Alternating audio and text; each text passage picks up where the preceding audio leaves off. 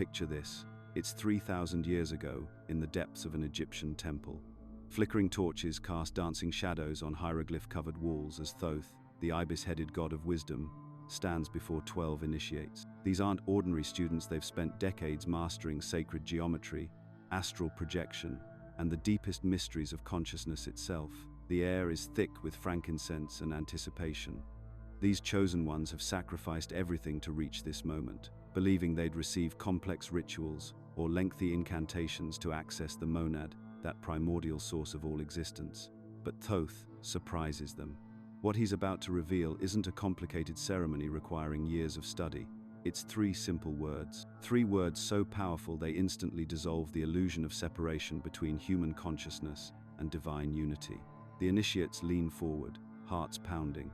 They have no idea these same 3 words will be whispered in mystery schools for millennia, carefully guarded by secret societies who understood their earth-shattering potential. Tonight, you're about to receive this identical transmission.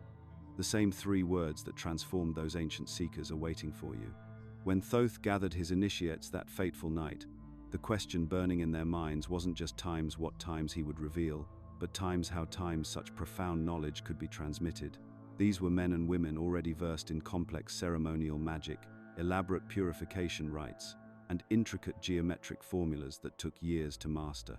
They expected another labyrinthine system, another set of bewildering symbols to decode. What Thoth gave them instead revolutionized everything they thought they knew about accessing divine consciousness. You see, Thoth understood something about the nature of reality that even his most advanced students had missed. As the architect of sacred geometry and the keeper of divine mathematics, he knew that consciousness itself operates on principles of elegant simplicity. The universe doesn't respond to complexity, it responds to precision. Think about this for a moment. When you examine the most powerful symbols from ancient Egypt, what strikes you immediately? The Ankh, a simple cross with a loop. The Eye of Horus, basic geometric shapes forming an eye. The Scarab, a beetle. These weren't complex mandalas or elaborate diagrams. They were distilled essence, pure meaning, compressed into its most potent form. Thoth recognized that 3 words represented the perfect mathematical structure for manifestation, not because of tradition or mystical preference, but because of how consciousness itself is constructed. 1 word creates a vibration, but it's incomplete, like a single note trying to become a symphony. It lacks the dimensional quality needed to bridge different levels of reality. 2 words create tension, a back-and-forth dynamic, but they remain locked in duality. They push against each other rather than creating a stable foundation for transformation. But 3 words? 3 words form a trinity, a complete geometric structure that creates its own space. Think of a triangle, the most stable shape in all of architecture and engineering. You can't collapse a triangle without breaking it entirely. 3 points create dimension, create a doorway, create a portal between what is and what could be. This wasn't theoretical knowledge for Thoth. He understood that the monad, that perfect, undivided source of all existence, doesn't recognize elaborate ceremonies or complex rituals. It recognizes truth. It responds to consciousness that speaks with absolute clarity and understanding. Here's what's remarkable about Thoth's approach. He was thinking thousands of years into the future. He knew that chosen ones wouldn't just incarnate in ancient Egypt. They would appear across every culture, every time period, speaking different languages, practicing different traditions. The key to the monad had to transcend all of these surface differences. A ritual tied to Egyptian culture would be useless to a chosen one born in medieval Europe or modern-day Tokyo. But 3 words that capture a fundamental truth about consciousness and reality, that becomes universal. That becomes timeless. Modern science is finally catching up to what Thoth understood intuitively. We now know that certain sound frequencies create measurable changes in brain states. We understand that words aren't just arbitrary sounds, they're vibrational keys that unlock specific patterns of neural activity.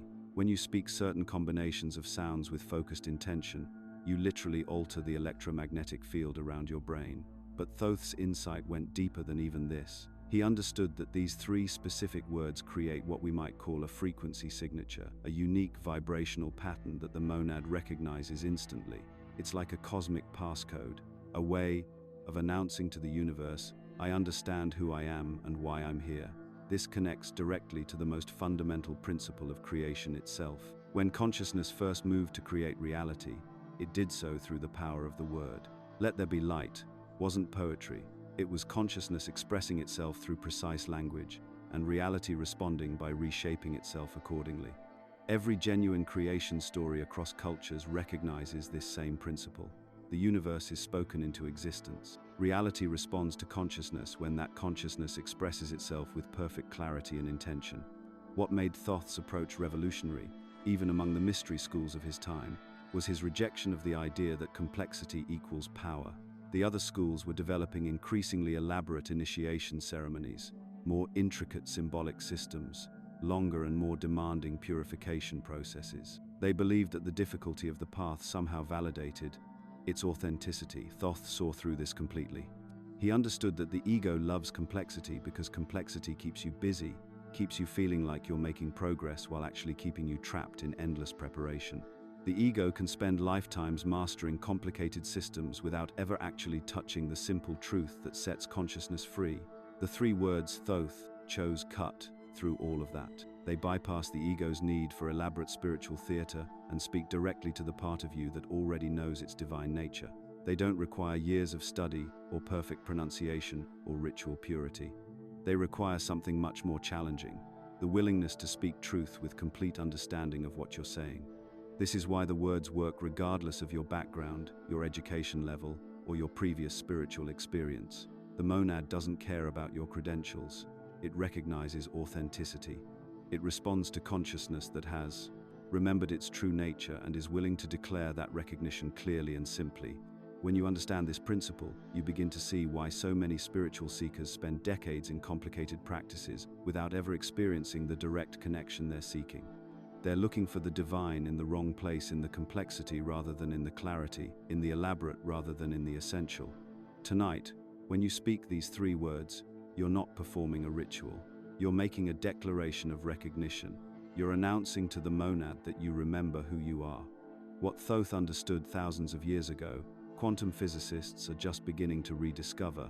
Consciousness doesn't just observe reality, it actively creates it. And the bridge between consciousness and creation? Words. Specific combinations of sounds that, when spoken with precise awareness, can literally open doorways in the fabric of space-time itself. Think about this for a moment. Every word you speak creates a ripple of vibration that extends far beyond what your ears can detect. Modern science has shown us that sound waves don't just disappear, they continue moving through the quantum field, creating interference patterns, resonance effects, and what physicists call non-local correlations. But Thoth knew something even more profound. Certain combinations of sounds, when activated by a consciousness calibrated to the right frequency, can create what we might call quantum keys that unlock access to the monad itself. Here's where it gets fascinating. Each syllable you speak generates a specific frequency signature, not just in the air around you, but in the quantum field that underlies all reality. When you speak the word love, for instance, your vocal cords create vibrations around 85 to 255 hertzes depending on your voice. But the consciousness behind that word generates electromagnetic patterns that extend into dimensions we're only beginning to understand. The ancient Egyptians called this the ka, the life force that animates sound and gives it power. The monad, as the unified field of consciousness, responds to these frequencies like a massive cosmic tuning fork. When the right combination of sounds meets the right state of consciousness, resonance occurs. It's similar to how a wine glass shatters when exposed to its exact resonant frequency, except instead of destruction, you get connection, a direct link to the source code of reality itself. But here's the crucial part that most people miss. It's not just about the words. You could teach a parrot to repeat any sacred phrase, but nothing would happen. The difference lies in what quantum physicists call observer effect. The consciousness behind the words acts as both the encryption key and the transmission device. The same three words spoken by different people in different consciousness states will produce completely different results in the quantum field. This is why Thoth spoke of chosen ones. It's not about spiritual elitism, it's about consciousness calibration. Just as only certain frequencies can shatter crystal, only certain consciousness states can activate these quantum keys. Think of it like this. Imagine reality as a cosmic computer system, and these three words are like a password. But the password alone isn't enough. You also need the right biometric signature, the right consciousness frequency, to gain access. The ancient Egyptians understood this principle intimately. In their temples, Priests would spend years learning not just the correct pronunciation of sacred words, but the precise consciousness states required to activate them. They knew that the word netta, meaning divine principle, spoken during casual conversation was just a sound, but the same word spoken by a consciousness aligned with divine frequency could invoke actual presence of that principle in physical reality. Modern research is finally catching up to this ancient wisdom. Dr. Masaru Emoto's experiments with water crystals showed how different words and intentions create dramatically different crystalline structures in water. Since your body is roughly 60% water, imagine what specific words spoken with focused consciousness might be doing to your cellular structure. Studies on plant growth have demonstrated that plants exposed to certain sounds and intentions grow faster and stronger, while others wither under negative frequencies. But the most compelling evidence comes from consciousness research itself. Princeton's Peer Laboratory spent decades documenting how focused human intention can influence random number generators, proving that consciousness directly affects physical reality. When you understand that words are simply consciousness made audible, you begin to grasp how specific combinations of sounds can serve as tools for reality manipulation. The difference between mechanical repetition and conscious activation is like the difference between typing random letters on a keyboard and writing code that actually executes a program. The letters might look the same, but only one produces results. When you speak these three words with the right consciousness state, you're not just making sounds, you're sending a specific signal into the quantum field, a signal that the monad recognizes as authentic communication from a consciousness ready for direct connection. This is why ancient Egyptian priests guarded these secrets so carefully. They understood that words are not just communication tools, they're reality-shaping instruments. In the wrong hands, or spoken from the wrong consciousness state, they're powerless. But when activated by someone whose consciousness has been properly calibrated, whose inner frequency matches the resonant signature of the monad itself, these words become keys that can unlock doorways most people never even know exist. The quantum field responds to authenticity, to genuine consciousness aligned with truth. It can't be fooled by empty repetition or mechanical recitation. This is why tonight, when you speak these words, your consciousness state will determine everything. The words themselves are just the beginning. The real power lies in becoming the kind of consciousness that can activate them. The moment has arrived. After thousands of years hidden in Thoth's most sacred teachings, the three words that unlock the monad can finally be revealed. Asterisk, I am one. Asterisk, 3 words, 9 letters, 1 doorway. I can already hear the skepticism racing through your mind. That's it? That's the great secret? You're thinking these words sound too simple, too ordinary to hold the power I've described. But that's exactly why they work. The most profound truths are always the simplest ones, hidden in plain sight where our complicated minds overlook them completely. Thoth understood something that modern spirituality has forgotten. Consciousness doesn't respond to complexity. It responds to truth. And truth, at its core, is always elegantly simple. Let's decode exactly why these 3 words are the perfect key to the monad, starting with the most powerful phrase ever spoken, I am. When Moses encountered the burning bush and asked for God's name, the response wasn't a title or description. It was I am that I am, the fundamental statement of pure existence. But here's what most people miss. This wasn't God introducing himself to Moses. This was God revealing the nature of consciousness itself. Thoth knew this thousands of years before Moses ever approached that bush. In the Egyptian mystery schools, I am wasn't considered the name of a deity. It was understood as the core frequency of consciousness recognizing itself. The hieroglyphic representations of this concept show not a figure or symbol, but a circle with a point in the center, pure awareness, aware of itself. When you speak the words I am, you're not describing your personal identity. You're not talking about your job, your relationships, or your history. You're invoking the infinite. You're claiming your true nature as consciousness itself. Think about it this way. Every time you say, I am tired, or I am confused, or I am struggling, you're using the most sacred phrase in existence to describe temporary conditions. You're taking the name of the eternal and applying it to the momentary. But when you simply say, I am, without any qualifiers, something completely different happens. You're speaking as consciousness itself, not as the person who has consciousness, but as consciousness having a human experience. The Egyptian texts describe this as speaking with the voice of Ra, not praying to the divine, but speaking as the divine recognizing itself in form. This is why the phrase has such immediate power. You're not affirming something you hope might be true someday. You're stating what has always been true but was temporarily forgotten. Now let's examine the second part. 1. In Thoth's teachings, 1 doesn't refer to a number. It represents the monad itself, the singular awareness that appears to fragment into billions of separate beings but remains eternally unified. When you speak the word one, you're not stating a mathematical fact. You're dissolving the illusion of separation.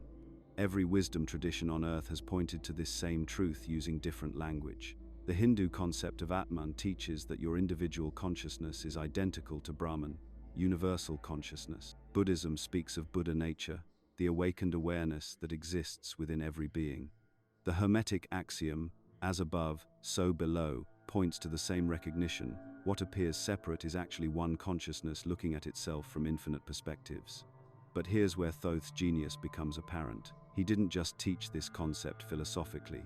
He encoded it into 3 words that, when spoken together, create an instantaneous shift in awareness. I am one isn't a statement about something outside yourself. It's consciousness, recognizing its own nature. The moment you speak these words with genuine understanding, not just mental repetition, but actual recognition, something profound occurs. The monad, hearing itself spoken by one of its own apparent fragments, recognizes the truth and responds. It's like a master key fitting perfectly into a lock it was specifically designed to open. But how do you know when this recognition is actually happening versus just mental repetition? There are specific signs that indicate the words are working. First, you'll feel an immediate sense of expansion. Not emotional excitement or mental understanding, but a literal sense of your awareness becoming larger than your physical body. Many people describe it as suddenly realizing they're not inside their body looking out, but that their body exists within their awareness. Second, the constant mental chatter that normally dominates your attention will spontaneously quiet, not because you're trying to stop thinking, but because you've shifted to a level of awareness where thoughts are simply objects appearing in consciousness rather than the voice of who you are. Third, you'll experience what the Egyptian texts call the recognition of sameness. Looking at other people, animals, even inanimate objects, you'll have moments of recognizing the same I am awareness looking back at you through different forms. The key distinction between true activation and mental repetition is this. When you're just thinking the words, you remain the person trying to connect with something greater. When the words are truly activated, the person dissolves, and only the I am one remains. This is why Thoth chose these specific words over complex rituals or lengthy practices. Consciousness recognizes itself instantly when called by its true name. The monad doesn't need to be convinced or coerced into opening. It only needs to be remembered. Tonight, when you speak these words, you're not trying to become something you're not. You're remembering what you've always been. The portal home isn't somewhere else. It's the recognition that you never left. What I'm about to share with you isn't just a collection of instructions you can casually follow whenever you feel like it. These are the precise protocols that Thoth developed through thousands of years of direct experimentation with consciousness itself. Every detail matters. Every step builds upon the last. This isn't meditation as you've been taught it, and it's not some new age visualization technique. This is the exact method Thoth used to guide his most trusted initiates through the portal into the monad. The reason so few people throughout history have successfully made this journey isn't because they lacked spiritual knowledge or dedication. It's because they tried to shortcut the process. They treated these words like a magic spell you could just repeat until something happened. That approach fails every single time because the monad doesn't respond to mechanical repetition. It responds to consciousness states. And achieving the right consciousness state requires following Thoth's protocol exactly as he designed it. Let's start with the first step, and this is where most people immediately go wrong. Thoth called it achieving the great silence, and it's completely different from what you think of as meditation. When most people meditate, they're using techniques. They're focusing on their breath, or repeating a mantra, or visualizing something. Their mind is actively doing something. But the great silence isn't about doing anything. It's about allowing your consciousness to settle into its natural state of pure stillness. Here's what Thoth understood that modern meditation teachers miss. Your mind doesn't need to be forced into stillness. It naturally wants to be still. All the mental chatter, the constant stream of thoughts, the endless internal dialogue that's not your mind's natural state. That's your mind reacting to the frequency chaos of the world around you.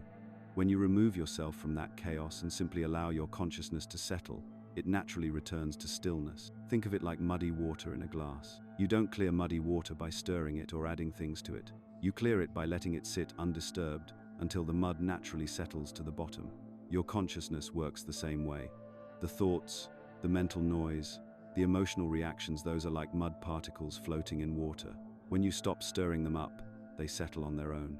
So how do you actually do this? Find a space where you won't be interrupted. Sit comfortably, but don't focus on your posture or your breathing or anything else. Just sit and let your awareness rest in itself. When thoughts come up and don't fight them or try to stop them.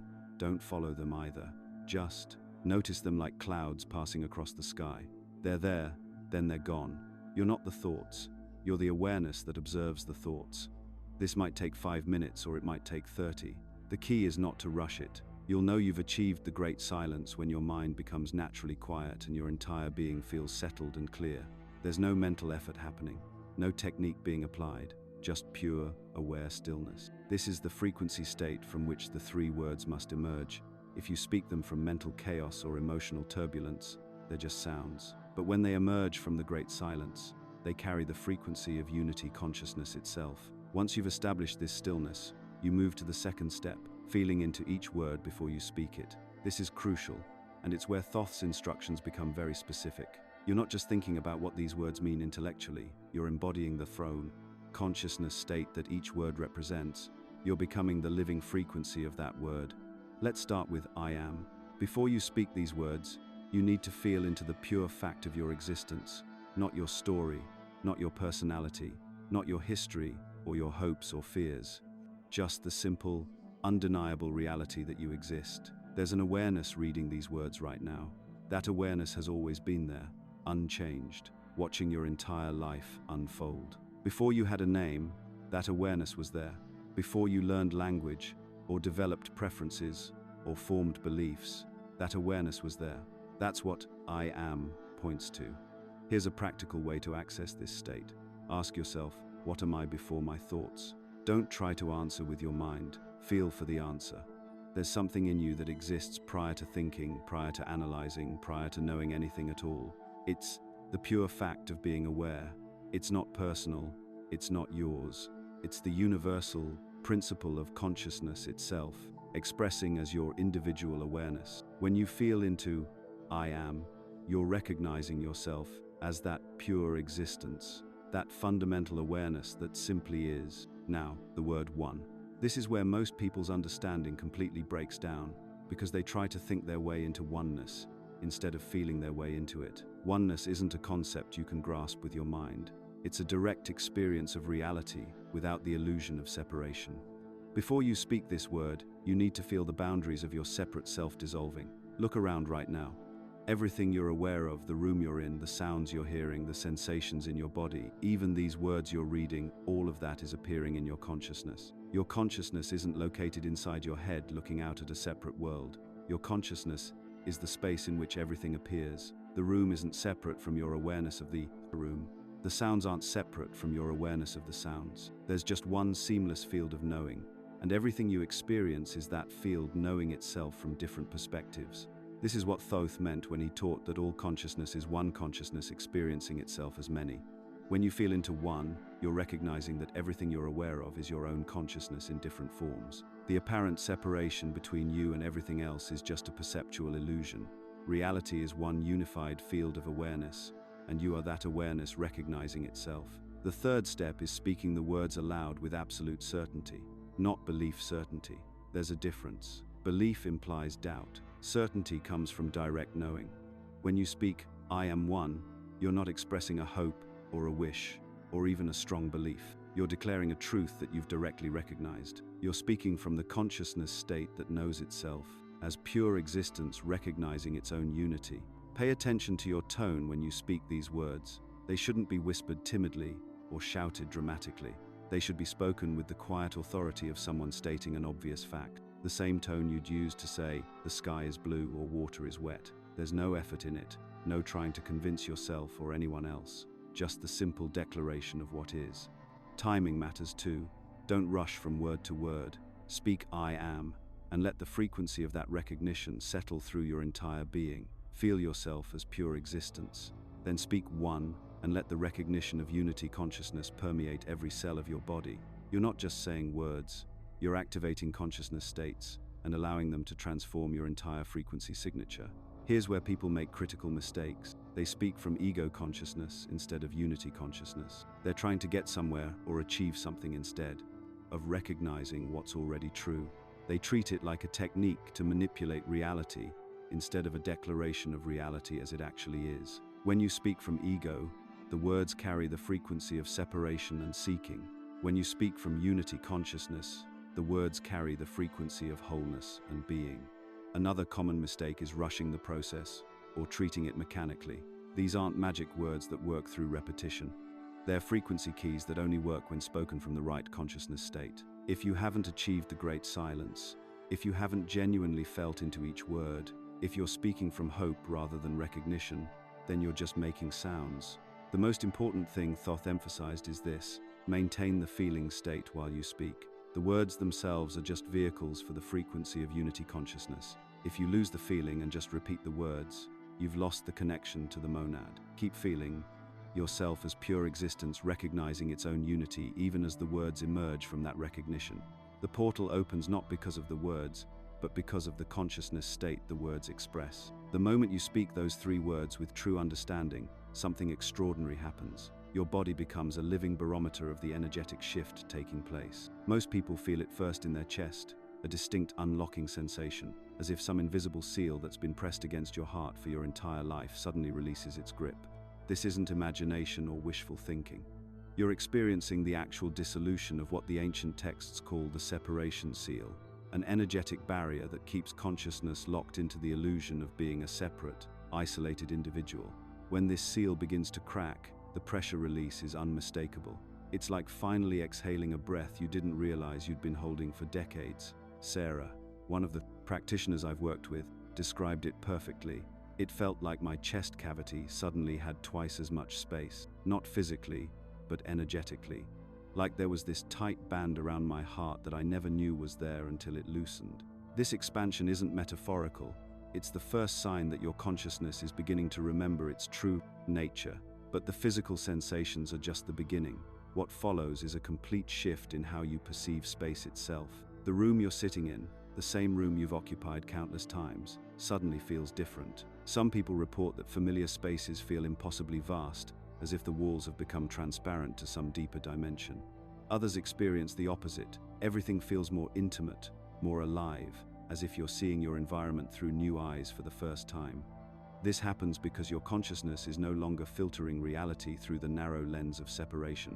Instead of experiencing yourself as a single point of awareness trapped inside a physical body, you begin to sense from multiple perspectives simultaneously. You might find yourself aware of the room from above, from the corners, from angles that should be impossible given where you're physically positioned. Marcus, a researcher from Germany, documented this phenomenon meticulously. I could sense the space behind me as clearly as what was in front of me, not through my physical senses, but through some kind of expanded awareness. It was as if my consciousness had suddenly grown beyond the boundaries of my skull. This isn't hallucination. It's your natural state of awareness beginning to reassert itself.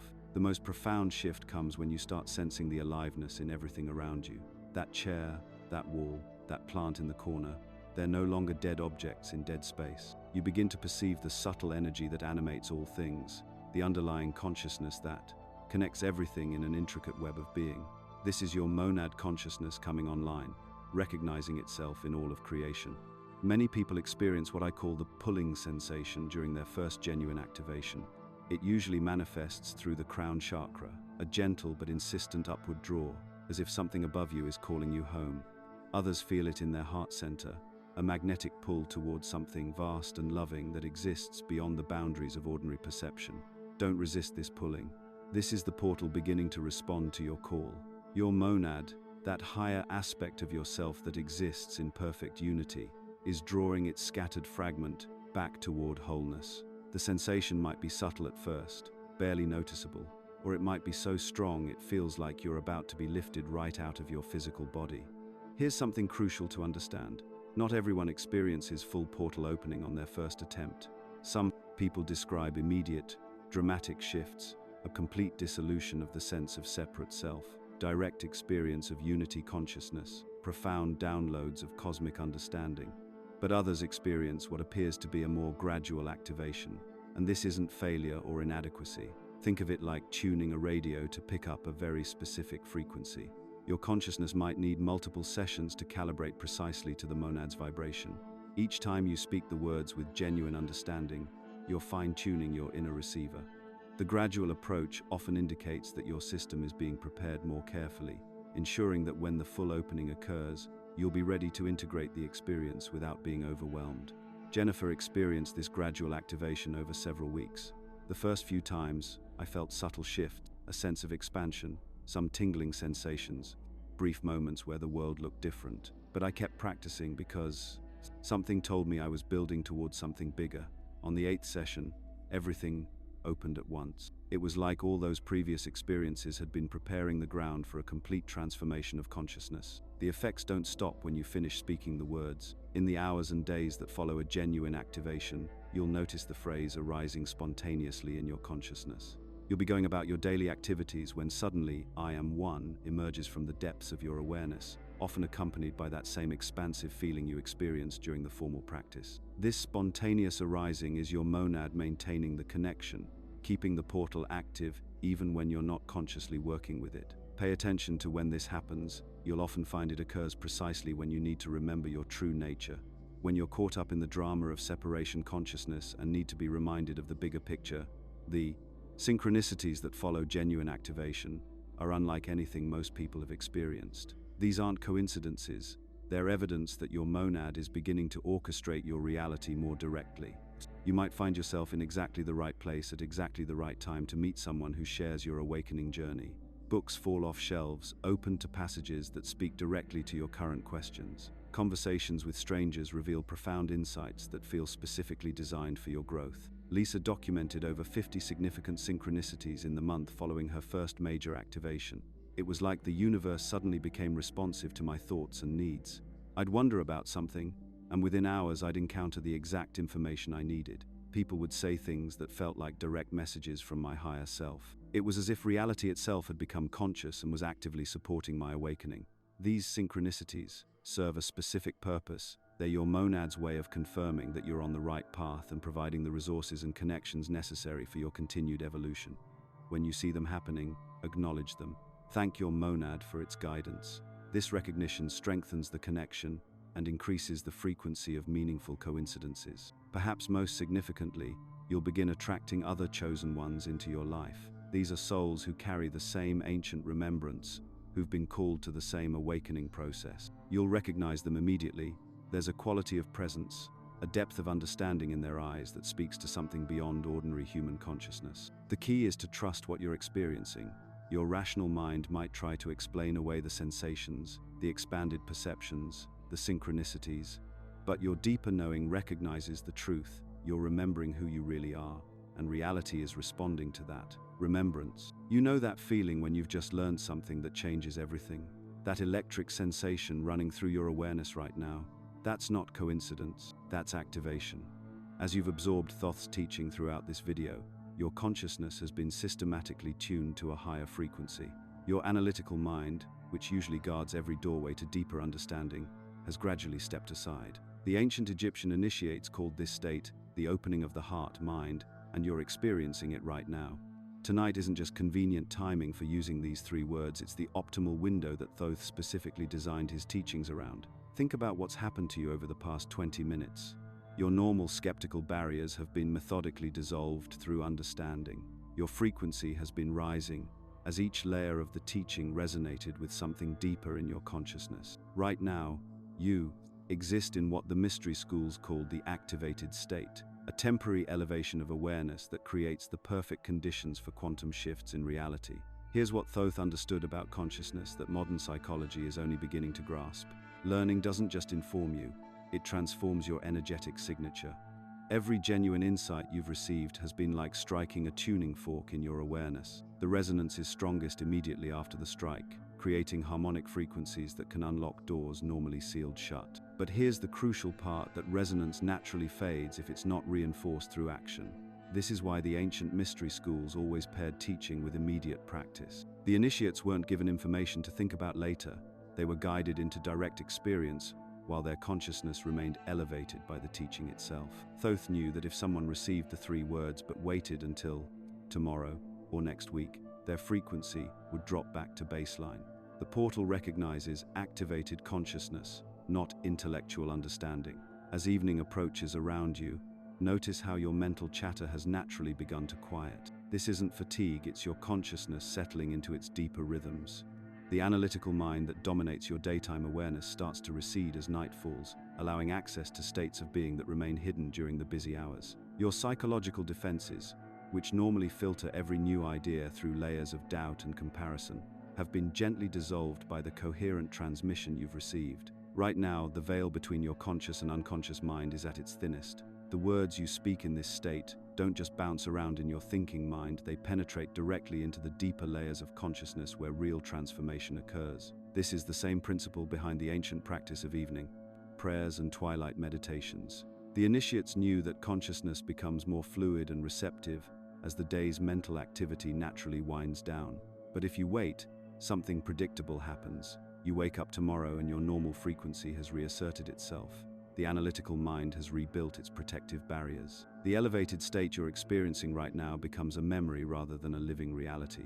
You'll find yourself trying to recreate the understanding intellectually instead of speaking from the activated awareness that exists in this moment. I've watched this pattern countless times over the years. Someone receives a genuine transmission of ancient knowledge, feels the unmistakable shift in their consciousness, then decides to think about it or try it tomorrow when I have more time.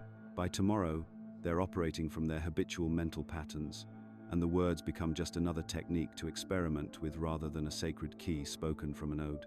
Elevated state. Thoth's timing wasn't arbitrary. He observed how consciousness moves through natural cycles, how certain states create optimal conditions for quantum shifts in awareness. The activated state you're in right now, created by receiving genuine esoteric knowledge, naturally peaks and then begins to fade. It's like catching a wave. There's a perfect moment when all the conditions align, and that moment is happening for you right now.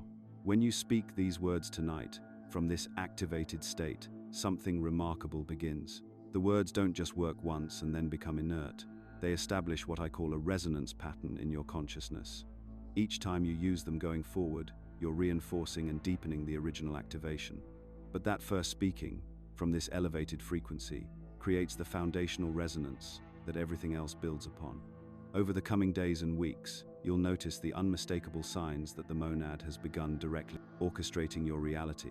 Synchronicities won't just increase, they'll become so precisely timed and relevant that you'll recognize them as direct communications from universal consciousness. You'll start encountering other activated beings, people who seem to operate from the same deeper understanding you're accessing.